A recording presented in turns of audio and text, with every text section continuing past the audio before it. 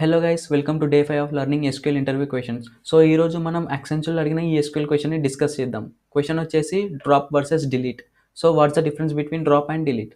So drop అంటే ఏంటంటే మనం ఎప్పుడైతే డ్రాప్ క్వెరీ యూజ్ చేస్తామో అప్పుడు టేబుల్లో ఉన్న డాటా డిలీట్ అయిపోతుంది, ఆ టేబుల్ స్ట్రక్చర్ కూడా డిలీట్ అయిపోతుంది. అంటే మనం ఆ డేటాబేస్లో ఆ టేబుల్ని వెతికామనుకో ఆ టేబుల్ కనిపించదు, అసలుకి ఎర్రర్ చూపిస్తుంది.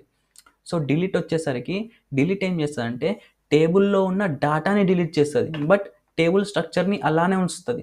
మనం మళ్ళా ఆ టేబుల్లో డాటాని ఇన్సర్ట్ చేసుకోవచ్చు. సో నా దగ్గర కొన్ని టేబుల్స్ ఉన్నాయి, 3 టేబుల్స్ ఉన్నాయి. సో స్టూడెంట్స్ టేబుల్ ఉన్నది ఒకటి, 2 రికార్డ్స్ ఉన్నాయి అందులో, కోర్సెస్ టేబుల్ ఉన్నది. సో నేను డ్రాప్ అండ్ డిలీట్ ఎలా వర్క్ అవుతుందో చూపిస్తాను. ఫస్ట్ డిలీట్ చూపిస్తాను.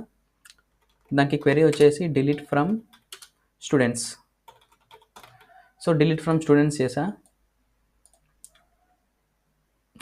ఇప్పుడు స్టూడెంట్స్ డాటాని రిట్రీవ్ చేద్దాం. సి ఐడి డాటా మాత్రమే డిలీట్ అయిపోయింది, ఆ కాలమ్స్ ఇంకా ఉన్నాయి, ఐడి ఉన్నది, నేమ్ ఉన్నది. అంటే స్టూడెంట్స్ అనే టేబుల్ ఇంకా డేటాబేస్లో ఉన్నదన్నమాట. సో డిలీట్ ఇలా వర్క్ అవుతుంది. సో డ్రాప్ వచ్చేసరికి డ్రాప్ టేబుల్ కోర్సెస్ ఇద్దాం. సో డ్రాప్ కమాండ్ ఎగ్జిక్యూట్ చేసా. సో సెలెక్ట్ క్వెరీ ఎగ్జిక్యూట్ చేస్తున్నా. సి ఎర్రర్ చూపిస్తుంది. సో అంటే డ్రాప్ ఏంటి, టేబుల్లో డాటాని డిలీట్ చేసింది, టేబుల్ స్ట్రక్చర్ని కూడా డిలీట్ చేసింది. సో కంటెంట్ నచ్చితే ప్లీజ్ డూ ఫాలో.